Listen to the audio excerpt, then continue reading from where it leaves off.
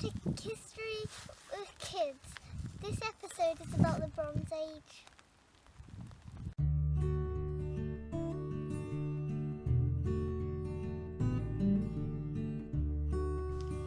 Let's see where the Bronze Age fits in within history of Britain. This is a timeline of major periods of Britain's history. People first came to these islands in the Stone Age, hundreds and thousands of years ago. The next period was the Bronze Age, which started over 4,000 years ago, when people began to make bronze tools and jewellery. After that came the Iron Age. The Iron Age ended with a Roman invasion in 43 CE. All of that period was called the prehistory because there was no written records. After the Roman invasion, we entered the historical period when there were written records of people on these islands.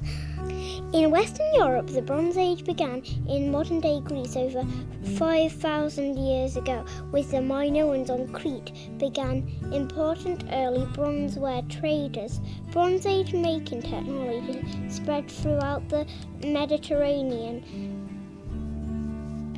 trade routes until it was common across the continent. Around 4,300 years ago, the people we know now as the Beaker people, because of their decorated pottery, brought Bronze Age making technology to the British Isles. I wanted to see some Bronze Age archaeology for myself, so I took a trip nearby to Ilkley Moor to see what I could find. Hello, my name's Iona, and we're here to look at some archaeology on Ilkley Moor. Come on, follow me. Ilkley Moor is well known locally for its Bronze Age historical items and places. The moor is covered with rocks displaying strange markings, burial cairns, and even a stone circle called the 12 Apostles. I went to look at a few of these things on the rainy and snowy moor. These are cup and ring marks. Not many people know what they are, but archaeology thinks they were used for a religious purpose. Cup and ring marks are carefully chiselled out by Neolithic and Bronze Age people. The rocks that were used in clearings on prominent places. There are many theories about the purpose of these markings. Some people think that they marked significant spiritual places, others that they are related to the stars. Other people think they were for showing good hunting grounds. In the Bronze Age, there would have been loads of trees around, but here there would have been millions of grass, but no trees.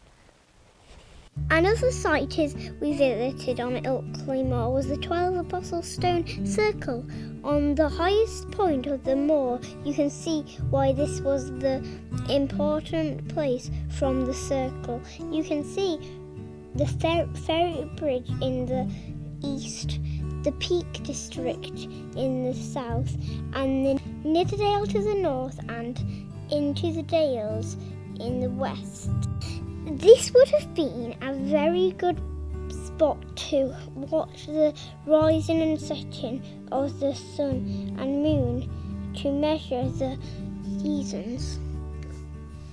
I wanted to find out more about the Bronze Age archaeology on Ilkley Moor, so I visited a local historian, Jenna Bowman, to ask her to tell me more.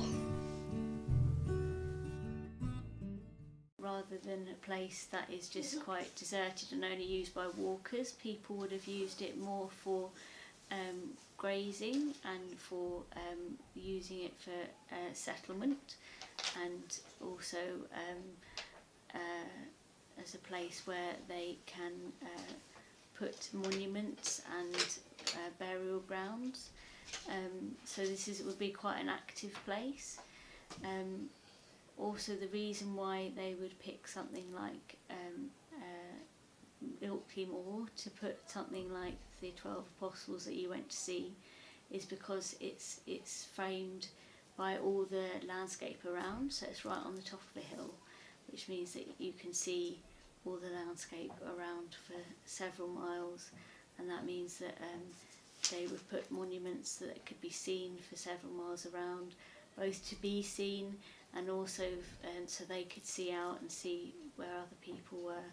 If you think that there was only 7 million people in the whole of the world at that point, now there's 7 billion people, so you can see there weren't many people. So it was quite a different place. It was quite a different time. I asked Gemma to tell me more about the cup and ring marks on Ilkley Moor. So they think that the cups, the little dips in the stone, were like pecked with some sort of, maybe early with an antler, and then later maybe with metal tools, and then the rings around had little gutters out of them as well.